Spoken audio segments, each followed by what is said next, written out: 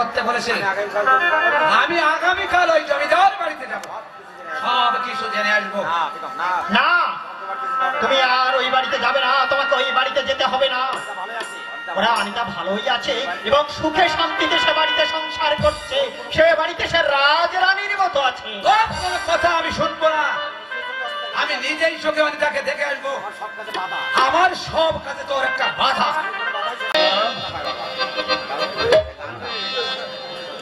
তোমার এই মিষ্টি সুরেলা কণ্ঠে আমাকে একটা গান শোনাও। ওই বকচিন চেনে করছে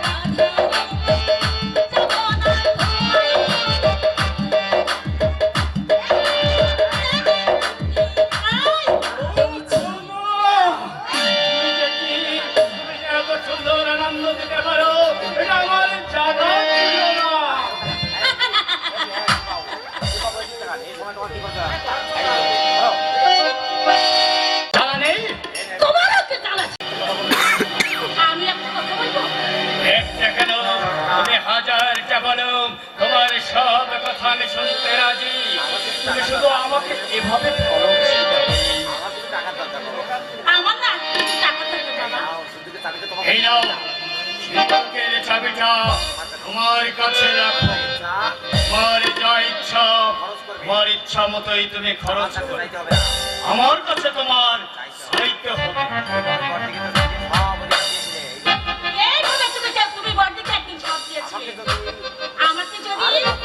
আরে বোকামে, মালতী গরিব ঘরের মেয়ে, কোনদিন কি আমি ওই সিন্ধুকের চাবি তার কাছে দিয়েছি?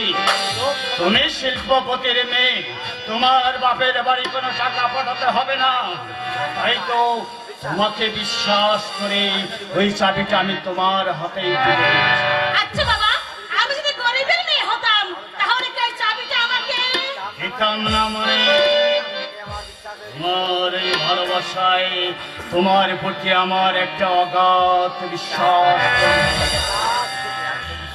আজ থেকে আমি তোমাকে বিশ্বাস করে এই প্রপার্টির সকল দায়িত্বের চাবি তোমার হাতেই দিলাম। এসো, এসো মা, আমরা ভিতরে যাই। এসো।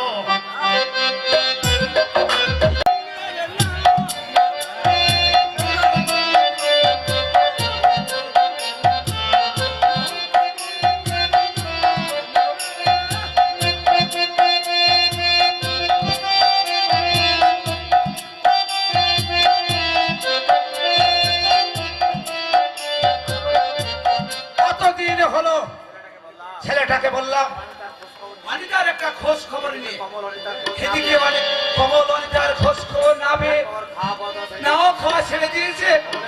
কমলের চেহারাটা দেখে বোঝার উপায় নেই তার সাথে ওই বউটা নাও খাওয়া ছেড়ে দিয়েছে। ওদের ছেলেটা বাবা মায়ের কষ্ট সহ্য না করতে পেরে দিন রাত অন্যে হয়ে খোঁজে বেড়াচ্ছে। বাবা, খুঁজে কোনো লাভ নেই বাবা। অনিতা রীতিমতো ভালো আছে এবং সুখে শান্তিতে সংসার করছে।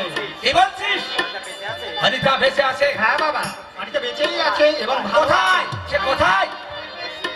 শিবডাঙ্গার জমিদার বাড়ি শিবশঙ্কর রায় চৌধুরীর একমাত্র ছোট বোন। আচ্ছা, শিবডাঙ্গার জমিদার শিবশঙ্কর রায় চৌধুরী, অর্থাৎ বড় বয়সে একটা যুবতী মেয়ের সাথে সংসার করছে। দেখেছো মা, টাকাই কি না করে। টাকার লোভে একটা শিক্ষিত মেয়ে বাবার বয়সে একটা বড় লোকের সাথে স্বামী সংসার করছে। কাকা বাবু, বুড়ো লোককে বিয়ে করতে যাবে কেন? আমি বললাম তো, শিবডাঙ্গার জমিদারের একমাত্র ছোট ছেলের বউ। আশিস লেখাপড়া শেষ করে ঢাকায় একটা প্রাইভেট কোম্পানিতে চাকরি করছে শুনেছি, অনেক টাকা বেতন পাই। তাই তো সে খারাপ কোনো কিছু নয় বাবা। তুমি আগে বিষয়টা শোনো, তারপরে কিছু বলো। অনিতার জামাই কোথায় চাকরি করে? তুমি তাকে চেনো? ছোটবেলা দেখেছি, এখন এখন কেমন দেখতে হয়েছে বলতে পারবো না। যেভাবে হোক আমাকে খোঁজ খবরটা দিতে হবে। আমার সাথে ওদের দরকার আছে। তোমার দরকার হলে তুমি তাকে খুঁজে বের করো। মৌসুমী কি কোনো কাজ নেই, অনিতার বরকে খুঁজে বের করবে। তুই যদি আমাকে অনিতার বরের খোঁজ না দিস, কমলতার বউ অনিতার খোঁজ না পেলে চিন্তায় চিন্তায় একটা কঠিন রোগে রোগান্ত হয়ে যাচ্ছে। সন্তান হারানোর জ্বালা কি তুই বুঝবি না। তাছাড়া অনিতার চলে যাওয়ার কেলেঙ্কারিটা হতে পারে, ওই কেলেঙ্কারিটা মুক্তি পেতে পারে। একটা শিক্ষিত মেয়ে বাড়ি থেকে চলে গেছে, ব্যাস। তাকে নিয়ে এত খোঁজাখুঁজির কি দরকার? বাড়িতে গেলে বাবা মায়ের কান্নাকাটি দেখে মনের ভিতরটা এত খারাপ লাগে প্রীতম, যে নিজেই এ বাড়ি থেকে আমি চোখ দূরে কোথাও চলে যাই। কিন্তু না করে বাড়ি থেকে বের হয়ে কিছু দূর যেতে যেতে আবার এই অবুঝ মনটা থেমে যায় কোনো এক অবমায়ার টানে। আবার ফিরে আসতে বাধ্য করে এই ছোট্ট কুঠিরে। তাকে কি বলছিস পাগলের মতো? কি হয়েছে তোর? তোর বাড়ির অবস্থা আমার বাড়ির অবস্থা যে একই তালে বইছে। মানে অভিমান করতে করতে দেখবি আমিও ঠিক ওই অনিতার মতো কোনদিন তোদের মাছ থেকে একেবারে হারিয়ে যাব।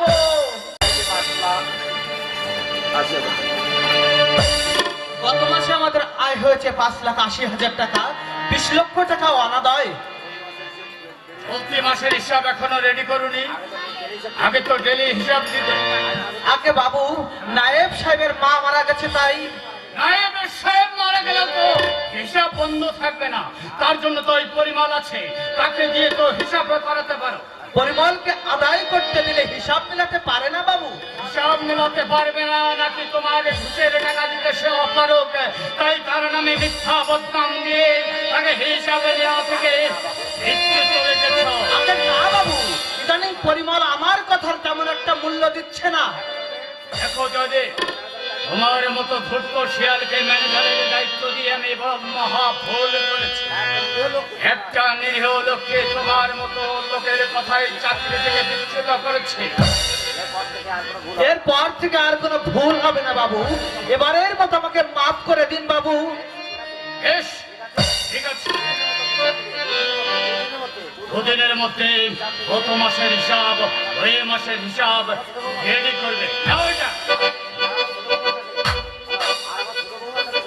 আর আমার ছোট বৌমার কাছে সমস্ত হিসাব বুঝে দেবে।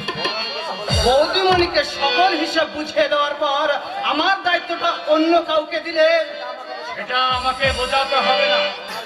তোমার হিসাবটা বুঝিয়ে দেওয়ার পর সেটা আমি ভেবে দেখব। হরি বল রাগে হরি মারে কে কলিকাল কলিকাল। আরে কে কে আপনি? বলা নেই, কওয়া নেই, হঠাৎ করে এই কাছারি বাড়িতে ঢুকে পড়লেন। হ্যাঁ, আজ আমি আপনার নতুন বৌমার পরম আত্মীয়। পরম আত্মীয়? এ, কি তোমার পরিচয়? হরিবল হরিবল হরিবল। আমি হচ্ছে গিয়ে আপনার নতুন বৌমার দাদু। থামান! আপনি কার সামনে দাঁড়িয়ে কথা বলছেন আপনি জানেন? আগে জানি বাবু, জানি বলেই তো আসতে বললাম। শুনেছি অনিতা বৌদির পরিবার খুবই আধুনিক এবং শিক্ষিত পরিবারের লোক। আপনার বেশভূষা দেখে মনে হচ্ছে কোন সাধারণ ঘরের লোক আপনারা। এই, কে বুঝি তুমি? কথা হচ্ছে দুজনের মাঝখান দিয়ে তুমি ঢুকে পড়লে। জানো ওনার নতুন বউ, নতুন বৌমার দাদু আমি, আপনার মনিবের আত্মীয়। মনিবের সাথে যেরকম ব্যবহার করবে আমার সাথে ঠিক কেমন ব্যবহারটা করবে, তাহলে আমি খুশি হব। আচ্ছা আচ্ছা, বেশ। তো বাবাজি বাড়ি থেকে কখন আসা পড়েছে? সদেব, আপনাকে ভেতরে নিয়ে যাও। আচ্ছা। আর বৌমাকে আমার কাছে পাঠিয়ে দাও। বৌদিমণি তো বাড়িতে নেই বাবু, কোথাও যেন ঘুরতে গেছেন। আমি যখন কাছারিতে আসি তখন ওনাকে বের হতে থেকে জিজ্ঞেস করলে উনি বললেন কাজ আছে। কাজ আছে বললে হলো? এই জমিদার এবারের একটা নিয়ম নীতি আছে। বউ দুটোকে আপনি এমন করে আশকারা দিয়েছেন যেন তারা এবারের জমিদার কর্তার চেয়ে ক্ষমতাবান। এখন যতই লাগাম টানার চেষ্টা করুন ওই লাগামটা ছিঁড়ে যাবে। এ তুমি কেমন প্রশ্ন করছো?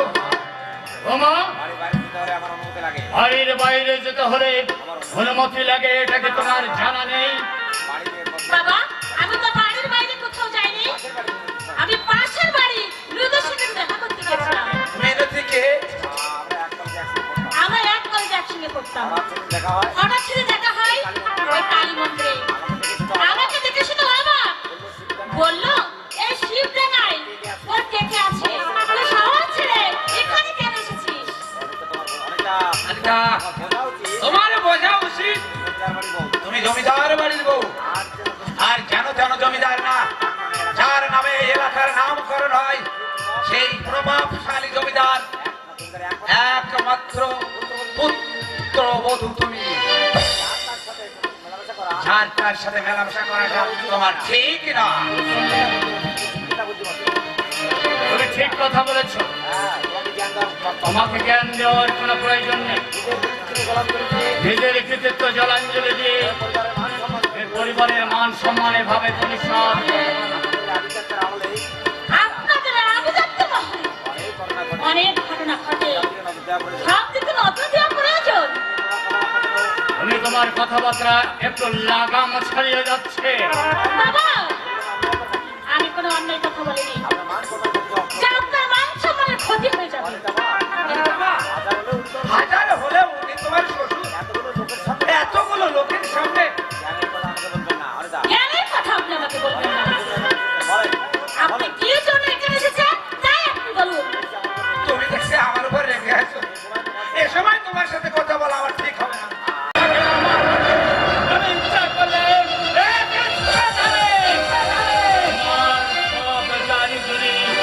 ভেঙে দিতে পারি। মৌসুমীর খবর নিতে আমি ভাটছিতে গিয়েছিলাম। মৌসুমী আমার কথা কি জিজ্ঞাসা করেছে? কি বলেছে? সে আসবে কবে? তোমার মেয়ে মৌসুমী তোমার কথা জিজ্ঞাসা করা তো দূরের কথা, আমি তার খোঁজ নিতে গেলে সে আমাকে বাড়ি থেকে তাড়িয়ে দিয়েছে।